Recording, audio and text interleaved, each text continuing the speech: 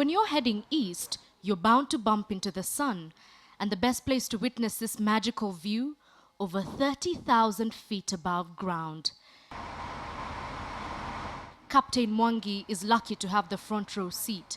Perhaps even luckier to be enjoying this spectacle with First Officer Emma Mwangi, his daughter. When we joined the airline, I can think of two other father-son relationships where the father was a captain and the son was a first officer. And every time I'd look at them, I'd go like, I can't wait for the day I get to fly with my dad. Unfortunately, by the time I got there, some of the regulations had been adjusted. We had to get special permission for this flight. So on a day-to-day basis, if I'm with him on the same flight, they'll have to change. Either give me a different captain or give him a different first officer. So it's really, it's a dream come true. While this journey began 4 hours ago, it has been more than 10 years since Kenya Airways first flew to the Thai capital of Bangkok. Captain Mwangi was a pilot then, and it was no small feat. Emma, just a teenager then, stood outside in school uniform to see her dad off. After a decade, Captain Mwangi is taking his only other flight to Bangkok since. This is also the first time he's flying with Emma. For Emma, this is the last time she is flying this aircraft. After this flight, she will begin her journey as a captain. Takeoff weight 231.6 noted. This, no doubt, is a special time for both of them. It's very memorable because the last time I flew on this route was when she was, what form are you in? Form 2? Was 2003. I was in Form 4. It was in Form 4. Yeah. But this is as informal as it gets. Together, the captain and his first officer are in charge of a multi-million-dollar aircraft and the lives of over 300 people on board. Maintaining professionalism is not an option. We actually have three categories. One of them, of course, is like now we are flying. This is I'm her captain. She is my co-pilot.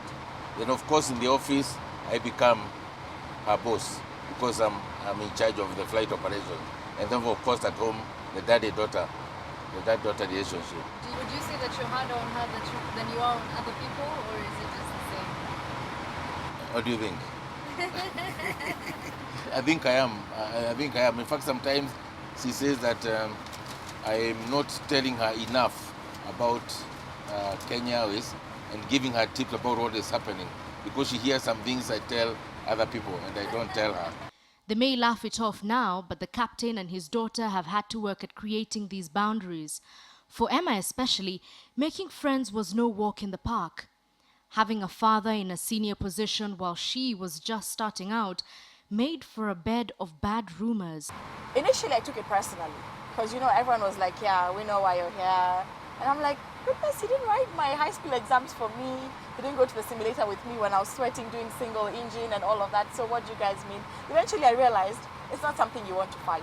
It speaks for itself. We have been talking for a while now, and we must excuse the pilots to complete this journey. The next time we see them, Bangkok is within sight. Hands on the control stick, the pilots prepare for landing. 20, 10.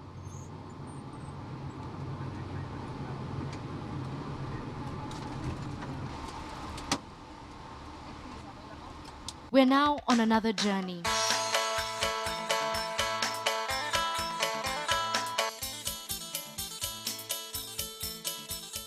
The sights and sounds of Thailand zoom past us, but it is not yet time to relax.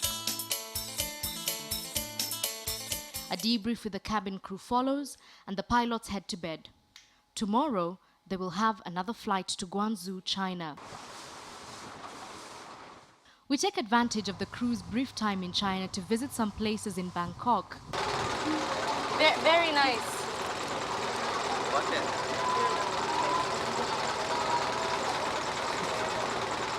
I think he's upset with me because I didn't buy anything. The next day, we meet with the pilots, now more relaxed, more father and daughter interaction. You'll always know the people who come into your life because of what you have. The people who come into your life because of who you are will be able to call you out of I mean, should your head start to grow this much, they'll be able to tell you, no, there's something wrong with the way you're acting right now. One thing that we argue with her a lot is when she has this habit sometimes of cutting people between. If you are you're explaining something, and she'll cut you in between, and then of course you lose direction, focus on what you are telling us. Even during our Chama meeting, which we are members, both of us, when somebody is contributing, I have to tell her several times, Emma, let the person complete the sentence, and then you come in and continue. She's learning, but she's not there yet. Yeah. Even today during breakfast, you didn't see me looking at you. No, I didn't notice. Did you notice when the captain was there? The captain was talking. You cut him.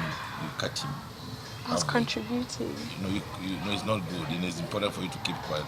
And I always tell you that's why God gave us one mouth and 2 years. 2 years. Yeah. That chat continues on past dinner, and by the time we're leaving, Captain Mwangi has shared several stories about his career spanning over 20 years. On the flight back to Nairobi, Emma and the captain go back to their professional roles. Here for takeoff, contact 119.25 after takeoff. The first officer is in charge.